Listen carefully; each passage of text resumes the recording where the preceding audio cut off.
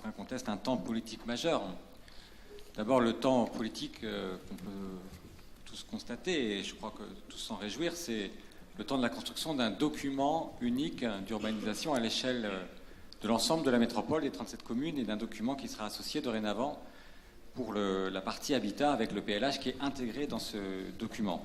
Je dis un temps politique majeur parce que ça a été un combat politique aussi pour arriver à cette loi et à l'application sur l'ensemble des territoires des métropoles et des intercommunalités. Et je veux remercier le précédent gouvernement, je crois que vous le ferez avec nous, monsieur le Président, et notamment sa ministre Cécile Duflot, d'avoir su tenir tête à certaines opinions qui étaient justement pour restreindre l'ambition des documents d'urbanisme à l'échelle municipale.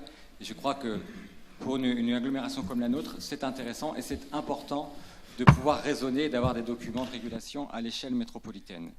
C'est un temps politique important parce que nous parlons d'urbanisme, nous parlons de transport, nous parlons de la cohérence de l'un et de l'autre, qui sont les éléments majeurs particuliers du territoire de la métropole. Parce que si la métropole est attractive, elle est aussi fragilisée dans son attractivité économique par ce tendon d'Achille qui est la problématique de l'urbanisme et le transport. Je crois que les habitants de l'agglomération le voient tous les jours, notamment pour la problématique des trajets domicile-travail. Nous avons donc un outil pour intervenir à ce niveau-là à travers le PLUIH. Cette problématique est notamment importante, on peut l'appeler la mère des politiques, parce qu'elle tient pas seulement le volet économique, mais aussi des volets comme celui de la santé. La problématique de la qualité de l'air que nous évoquions tout à l'heure doit être abordée par la problématique urbanisme-transport.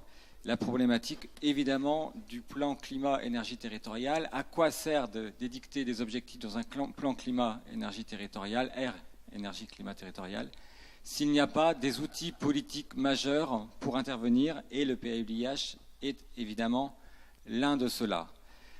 C'est un élément important par sa dominante logement aussi, la partie PLH de ce document, pour qu'il puisse y avoir du logement pour tous, répondre à la crise du logement et savoir le décliner, mettre fin à des zones de ségrégation sociale comme il peut exister encore aujourd'hui dans notre métropole. Nous sommes donc très attentifs aux discussions qui ont eu lieu, et je crois que Mme Legnaud, vous pourrez confirmer que nous avons été très assidus aux réunions de travail sur le sujet, comme nous l'avons été d'ailleurs sur le dossier du transport. Et nous avons eu l'occasion d'émettre un certain nombre de réserves dans le cadre du débat municipal, puisque nous avons été consultés au Conseil municipal de Toulouse au moment du PLUIH minute. Et nous avons donc une problématique sur une contradiction forte sur la thématique urbanisme-transport, et ce que nous apparaît être une contradiction avec le plan d'aménagement et de développement durable, le PADD que vous avez cité tout à l'heure. Notamment dans les objectifs, en vérité, de production de logements. Vous avez évoqué des objectifs de 50% sur la ville de Toulouse et de 50% sur les autres communes, ce qui revient à peu près à 3500 logements produits par an sur le territoire de la ville de Toulouse et 3500 en dehors de la ville de Toulouse. Pourquoi pas? On pourrait dire 50-50, c'est un chiffre qui pourrait mettre tout le monde d'accord. Oui, mais il faut les comparer aux chiffres de production actuels. Et si on regarde les chiffres qui sont actuellement en vigueur, sur la période 2008-2013, la ville de Toulouse est au-delà de ses objectifs.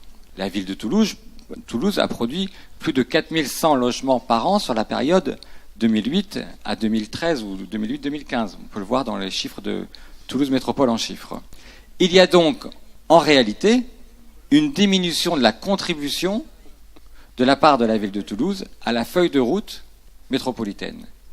Diminution de la contribution de la ville de Toulouse, la contribution des autres villes.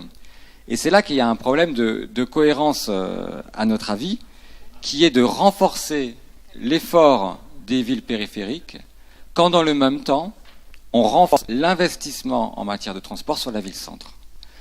On ne comprend pas que dans le même temps politique, le PLUIH diminue les objectifs de construction sur la ville de Toulouse et le plan mobilité, qui est actuellement soumis à enquête publique, concentre les investissements sur la ville-centre par rapport au PDU qui est en vigueur actuellement. Monsieur le Président, vous ne pourrez pas me démentir là-dessus. C'est faux pour le PDU. Ce que vous dites sur le PDU est faux. Mais on vous répondra. Le PDU qui est en vigueur actuellement, et le PDU que vous avez trouvé, Monsieur Moudin, en arrivant en responsabilité. permettez de l'investissement pour desservir les villes périphériques.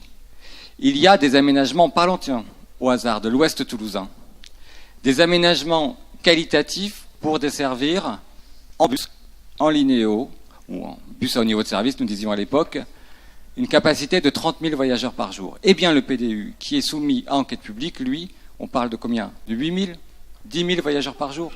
Nous ne sommes pas du tout sur le même niveau d'ambition pour les villes périphériques. Il faudrait donc mettre en cohérence ces deux éléments-là. Et c'est ce qui a été dit, ce qui est dit par tous les experts. C'est ce qu'on retrouve dans les expertises complémentaires qui ont été produites dans le cadre du débat public sur la troisième ligne du métro.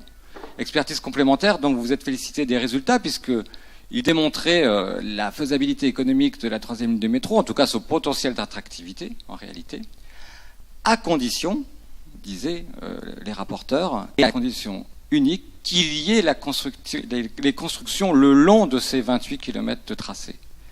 Les 150 000 habitants supplémentaires le long des 28 km de tracé qui étaient évoqués dans le cadre du débat public et qui sont toujours des éléments importants, sont nécessaires à la réussite de cette troisième ligne de métro.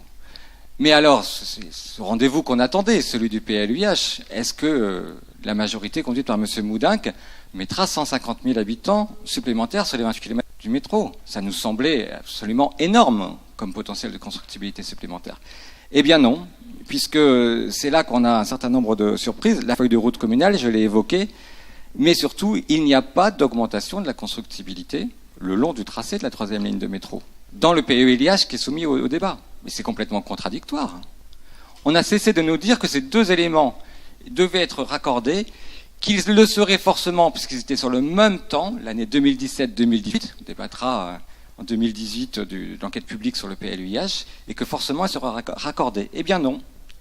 Vous avez trouvé une astuce qui est de dire, non mais le PLUIH, lui, c'est sur la période jusqu'à 2025.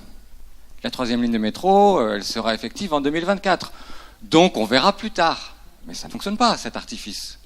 On ne peut pas dire aux habitants, l'augmentation de la constructibilité le long du tracé du métro viendra éventuellement plus tard, à partir de 2025. Le PLUIH qui est soumis au débat aujourd'hui et à enquête publique bientôt, s'appliquerait en 2019.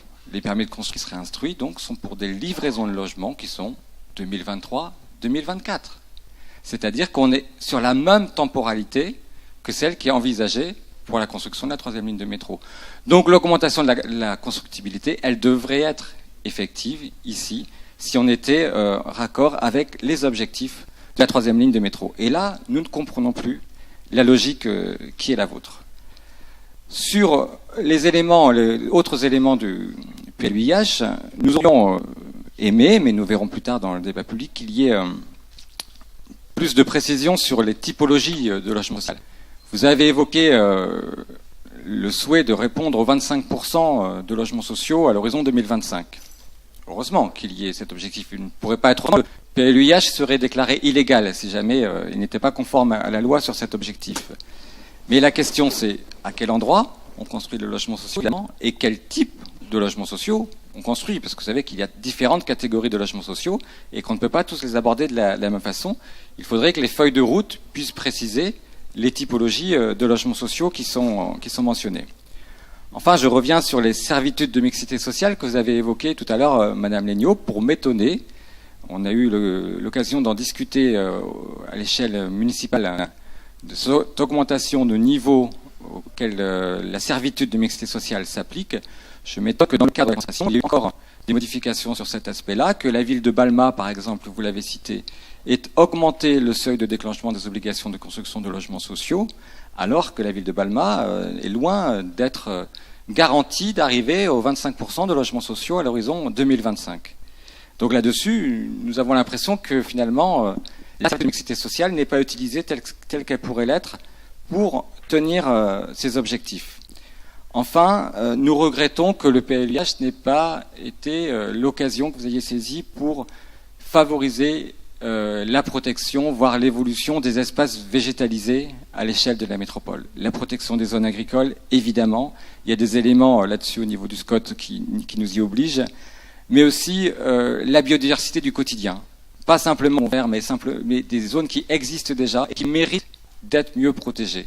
Nous n'avons pas un inventaire suffisamment précis des espaces boisés classés à ce jour, à l'échelle de la métropole, et ce temps aurait mérité une amélioration sur ce sujet-là. Et nous avons besoin du végétal en ville, nous avons besoin de plus de végétaux.